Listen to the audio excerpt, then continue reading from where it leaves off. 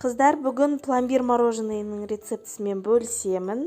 Бұл рецептіден кейін мен шынымен енді магазиннен пломбир сатып алмайтындай болдым. Себебі дәмі өте қатты ұнады. Сіздерге де жасап көрулеріңізге кеңес беремін. Себебі не бәрі екі зат қана керек. Сливки және қант. Қанттың орнына сгущенка қоссаңыздар да болады. Сливки міндетті түрде 33%-дан жоғары болу керек.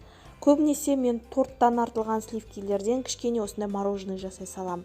Бірақ бүгін сіздерге 500 грамм сливкиді және де 100 грамм қантты қосып блендермен немесе миксермен 2-3 минут қана, прям крем болғанша емес, 2-3 минут миксерлесеңіздер жеткілікті. Мінекей дәл осындай сәл сұйықтау болса да жеткілікті. Мен мороженыйды екіге бөлдім, жартысына малина мен ежевиканы араластырып кішкене блендерлеп жібердім, жартысына шоколадты қосып араластырдым. Енді өздеріңізге ыңғайлы ыдыс, беті жабылатындай ыңғайлы ыдысқа осы мороженыйларыңызды салып, морозильникке кемінде 6 сағатқа салып қою керексіздер.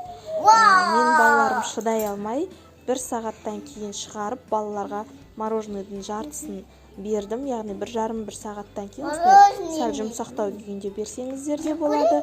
Немесе 6 сағат қатырып, 6 сағаттан кейін берсеңіздер де болады. Мінекей мен 6 сағаттан көп тоңазытқышта балмұздағымды ұстадым.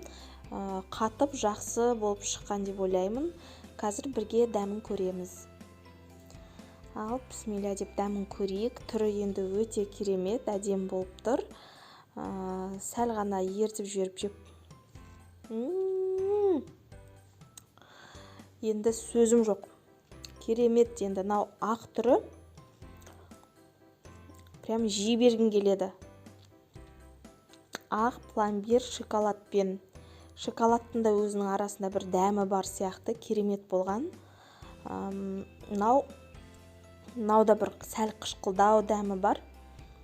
Малинамен. Малина жоқ болса, сіздерде ақ түрінде жасай берсеңіздер болады. Чудское озеро натуральный сливки болғаннан кейін дәмі өте керемет шыққан. Міндетті түрде дайындап көріңіздер. Каналға жазылуды ұмытпаңыздар.